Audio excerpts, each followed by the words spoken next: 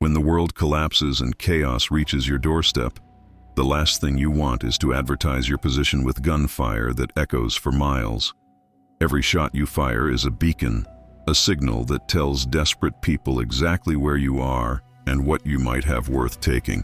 This is why silent defense isn't just a backup plan. It's your primary strategy for staying invisible while staying protected. If you're serious about surviving when society breaks down, then subscribe now, because what you're about to learn could be the difference between making it through or becoming another statistic in the collapse. Most people think home defense means firearms, and while guns have their place, they come with massive drawbacks that preppers often ignore until it's too late. The noise alone can turn a single threat into a neighborhood-wide problem within minutes. In a true shtf scenario, you don't want every looter, gang member, or desperate family within half a mile knowing you just defended yourself. Silent defense gives you the tactical advantage of invisibility. You can protect your home, your family, and your supplies without painting a target on your back. Non-lethal weapons are not about being soft or unprepared. They're about having options, about controlling a situation before it escalates to lethal force, and about dealing with threats in ways that don't compromise your position or your conscience. When you're facing a starving neighbor who's desperate rather than evil, or when you need to deter without killing, non-lethal tools give you that critical middle ground. But make no mistake, non-lethal doesn't mean ineffective. The weapons and strategies you're about to learn can incapacitate, disorient, and stop threats just as effectively as lethal options, but with far less noise and often less long-term consequence. Let's start with the foundation that every beginner needs to understand. Your home is a weapon system, not just a shelter. The way you set up your property, the barriers you create, the sight lines you establish, all of these determine whether you'll ever need to use a weapon at all. Silent defense begins long before anyone reaches your door. Physical barriers are your first layer, and they need to be both visible enough to deter and strong enough to delay. Reinforced doors with multiple deadbolts, security bars on ground floor windows, and thorny plants like blackberry bushes or barberry under every window create natural obstacles that make your home a harder target than your neighbors. Motion-activated lights serve a dual purpose. They startle intruders and give you advance warning, but in a grid-down scenario, you'll want battery-powered or solar options that don't drain your limited power supply.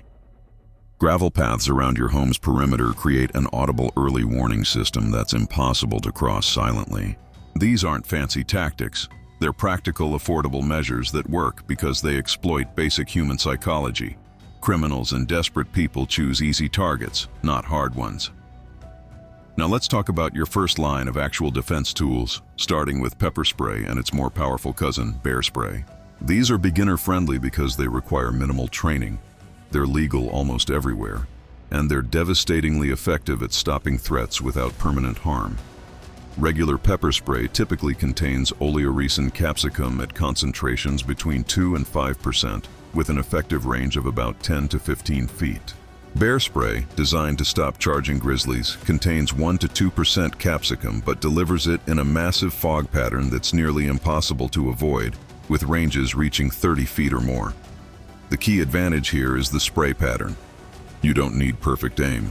You just need to point it in the general direction of the threat and let the chemical cloud do the work. When that capsaicin hits mucous membranes, it causes immediate involuntary eye closure, respiratory distress, and intense burning pain that lasts 30 to 45 minutes. The attacker isn't thinking about stealing your supplies anymore. They're thinking about survival, about getting away from that chemical hell you just unleashed. Keep multiple canisters strategically placed. One by your bed, one near your main entry points, one in your safe room. Check expiration dates twice a year because degraded spray loses pressure and effectiveness. But pepper spray has limitations you need to understand. Wind can blow it back in your face, enclosed spaces can affect everyone including you, and roughly 10% of the population has a higher tolerance to capsaicin, meaning they'll push through the pain longer than you expect. This is why you never rely on a single defensive tool. You layer your defenses, you have backups for your backups, and you train until your response becomes automatic. Tasers and stun guns represent the next level up in your non-lethal arsenal, And here's where many beginners get confused by marketing hype versus reality. A true taser, like those made by Axon, fires 2 barbed probes up to 15 feet that deliver a neuromuscular incapacitation pulse. This isn't just pain compliance, it's actual muscular override. The electrical charge disrupts voluntary muscle control, dropping even large, aggressive attackers instantly. The advantage is undeniable. Range, effectiveness, and the psychological impact of seeing someone collapse mid-charge. Stun guns, on the other hand, require direct contact and work primarily through pain compliance, not muscular disruption. You need to press the electrodes against the attacker's body for several seconds, which means you're in grappling range, a dangerous place to be.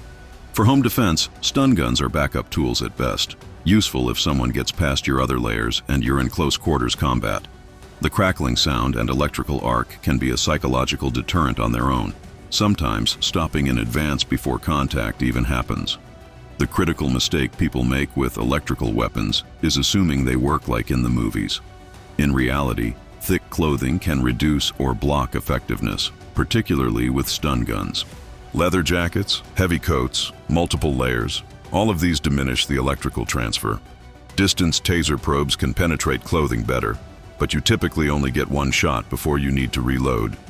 Practice with training cartridges until you can draw and fire smoothly under stress, because your fine motor skills will deteriorate rapidly when adrenaline floods your system. Here's something most preppers never consider: the aftermath of using electrical weapons. The probes from a taser need to be carefully removed, ideally by medical professionals, because they're barbed and can cause infection if mishandled. In a collapse scenario where hospitals aren't an option, you need to know basic probe removal and wound care. You're not just defending, you're potentially becoming a medical responder to someone you just incapacitated. Think through these scenarios now, before you're making life and death decisions in real time. Blunt impact weapons form the backbone of silent close quarters defense, and this is where we transition from beginner tools to intermediate skills that require practice and commitment. A baseball bat is obvious, effective, and requires no explanation, but it's also slow and requires significant space to swing. In tight hallways or doorways, you need something shorter and more maneuverable. A solid aluminum or steel flashlight, something like a maglite or tactical equivalent weighing 2 to 4 pounds, becomes a devastating impact weapon while maintaining the appearance of an ordinary household item. The technique matters more than the tool. Striking soft targets, knees, elbows, collarbones, hands gripping weapons, achieves immediate incapacitation without requiring the massive force needed to break through skull bone. A hard downward strike to the collarbone can shatter it, rendering that arm useless and taking all the fight out of most attackers instantly. A horizontal strike to the outside of the knee hyperextends or dislocates the joint, dropping them immediately. These aren't theoretical techniques. They're proven, reliable methods that work regardless of size disparity. Expandable batons take this concept further, giving you reach and impact in a compact package. Quality batons extend from 7 inches to 21 or 26 inches with a flick of the wrist, providing the reach advantage you need to maintain distance. The psychological impact of a baton extending with that distinctive metallic snap often stops confrontations before they begin. But batons require training to use effectively. Poor technique leads to broken wrists, lost weapons, and failed defenses. You need to practice extension, retention, and strike patterns until they're reflexive. Kubotan keychains and tactical pens represent the most underestimated impact weapons in home defense. These 5 to 6 inch hardened aluminum or steel rods concentrate all your striking force into a tiny impact point, multiplying your effective power dramatically. A Kubotan strike to pressure points, the soft tissue under the jaw, the temple, the solar plexus between the ribs, delivers incapacitating pain with minimal effort. They're legal everywhere, completely inconspicuous, and devastatingly effective when you know how to use them. The real advantage of impact weapons is versatility. They don't run out of ammunition, they don't require batteries, they work in any weather, and with basic maintenance, they last indefinitely. A well-placed strike stops the threat, but it doesn't necessarily cause permanent injury or death, giving you options when you're facing uncertain threats. The widow from down the street who's trying to steal your food because her children are starving isn't the same threat as a violent gang member, and your response needs to match the situation. Now we're moving into advanced territory, improvised weapons and environmental control. Your home contains dozens of effective defensive tools that don't look like weapons until you need them. A fire extinguisher becomes a blinding chemical weapon when discharged at face level, filling the air with obscuring powder while disorienting and choking attackers. The pressurized stream has enough force to knock someone backward from 15 feet away, buying you critical seconds to escape or transition to another defensive tool. Wasp and Hornet spray deserves special attention because it's specifically designed to shoot a concentrated stream 20 feet or more, far exceeding the range of most pepper sprays. The active ingredients, pyrethroids and other neurotoxins, cause immediate eye pain, temporary blindness, and respiratory distress. It's not marketed as a defensive weapon, which means it's never restricted or regulated, and it's available everywhere. Keep a can near your entry points, but understand the legal and ethical considerations. This is a pesticide being used on humans, and while it's effective, it exists in a gray area that you need to think through carefully. Household chemicals can be weaponized in desperate situations, though this edges toward territory that requires serious ethical consideration. A mixture of bleach and ammonia creates chloramine gas, a toxic substance that causes immediate respiratory distress and can be lethal in enclosed spaces. I'm not advocating for chemical warfare in your home, but you need to understand what's possible when normal rules no longer apply. Knowledge is survival. Ignorance is choosing to be a victim.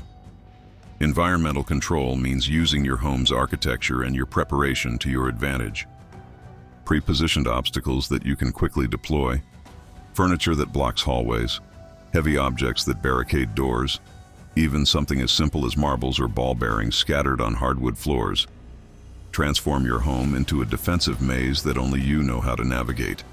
Attackers stumble, slip, and slow down while you move with confidence through your own prepared space. Lighting control is a weapon most people completely overlook. Your eyes need 20 to 30 minutes to fully adapt to darkness, but that adaptation is destroyed instantly by a bright light. High-powered tactical flashlights delivering 1,000 lumens or more cause temporary blindness and disorientation when shined directly in someone's eyes.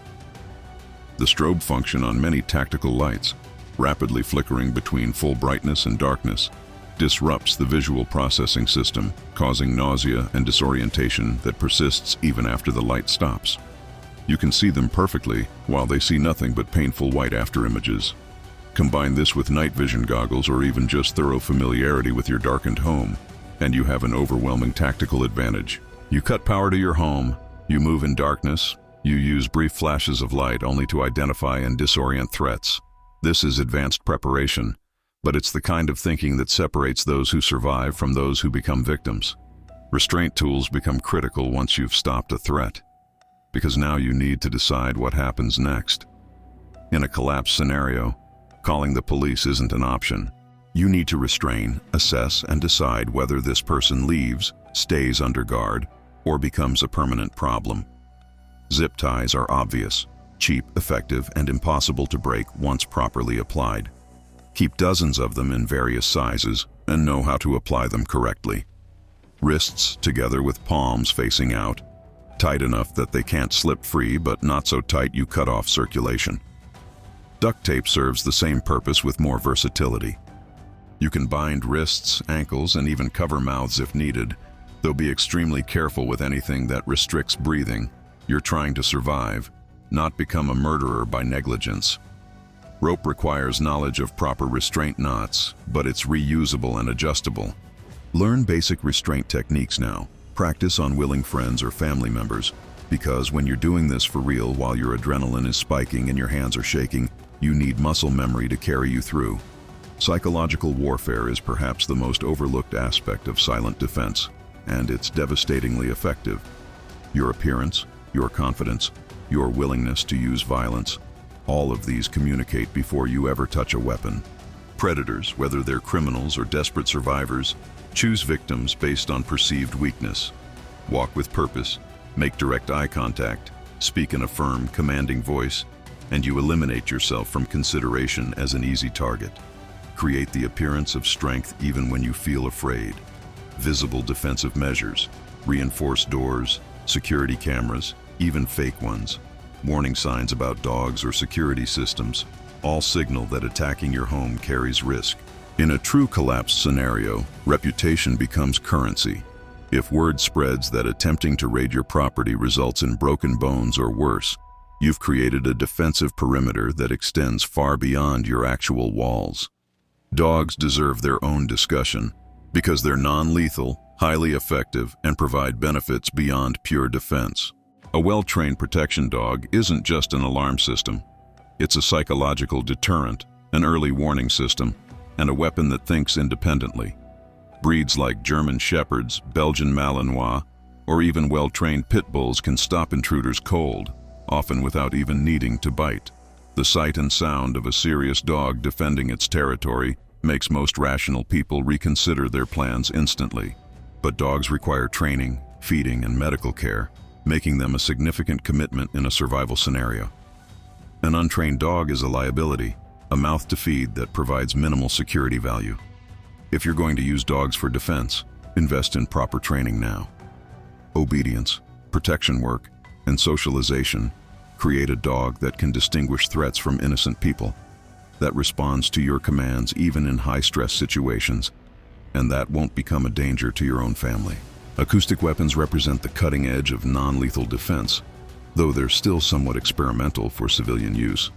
High-frequency sound devices emit tones above normal hearing range that cause severe discomfort, nausea, and disorientation in most people under 30. Older individuals typically can't hear these frequencies at all, making them useful if you're defending against younger threats while older family members are present. Commercial versions like the mosquito device were originally designed to disperse loitering teenagers, but the technology scales up for defensive use.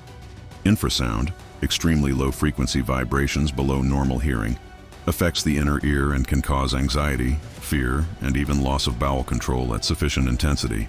This is theoretical for most preppers because building effective infrasound generators requires significant knowledge and resources, but it's worth understanding because desperate times drive innovation. Knowledge of frequency-based defense opens possibilities most people never consider. Let's address the uncomfortable reality that non-lethal defense sometimes fails. When you're facing someone high on drugs, someone mentally ill, or someone so desperate that pain doesn't matter anymore, non-lethal tools may not stop the threat quickly enough. This is why you layer defenses, why you have both non-lethal and lethal options available, and why you need to understand when to transition between them. Non-lethal tools buy you time to assess, time to escape, time to access more serious defensive measures if needed. The legal landscape around non-lethal weapons varies dramatically by location, and in a collapse scenario, legal considerations become almost meaningless. But before the collapse, you need to know what's legal to possess and use where you live. Some jurisdictions ban tasers, restrict pepper spray concentration, or classify certain impact weapons as illegal. Research your local laws now, comply with them while society functions, and understand how those restrictions change when law enforcement disappears. Training is the multiplier that makes everything else work. Owning a taser doesn't make you capable of using it under stress any more than owning a piano makes you a musician. You need to practice drawing, aiming, and firing until the movement is automatic. You need to practice impact strikes until you can deliver them with power and precision. You need to run scenarios in your mind in your home, thinking through every possible entrance point, every hiding spot, every advantage and disadvantage your property offers. Physical fitness matters more than the weapon you carry. If you can't move quickly, if you can't fight for more than 30 seconds before exhaustion takes over, then your defensive tools become irrelevant. Cardiovascular endurance, functional strength, and flexibility. These are the foundations that make defensive techniques work. A 60-year-old in excellent shape has more defensive capability than an out-of-shape 25-year-old carrying the latest tactical gear. Communication and coordination with family members transforms individual defense into team defense. Everyone needs to know the plan, where to go when alarm sounds, who handles which defensive sectors, How to signal all clear versus active threat. Children old enough to understand need age-appropriate roles, even if that's just staying quiet in a designated safe room. Your spouse or partner needs to be equally trained and equipped because you can't be everywhere at once. Silent defense also means knowing when not to defend at all. Sometimes the tactical choice is to hide, to let the threat pass by without ever knowing you were there. A well-concealed safe room with solid core door, reinforced frame, and supplies to wait out a siege becomes your ultimate defensive position. You don't advertise your presence, you don't engage unless absolutely necessary, and you let the threat exhaust itself looking for you while you remain invisible and protected. The psychology of using defensive force, even non-lethal force, is something most people don't consider until it's too late. Can you actually deliver a strike hard enough to break someone's collarbone? Can you spray pepper spray directly into another human's face and watch them scream in agony? Can you tase someone and watch them collapse? These questions need answers now, before you're making split-second decisions. Hesitation gets you killed. Certainty keeps you alive. Recovery and medical preparedness after a defensive encounter is critical.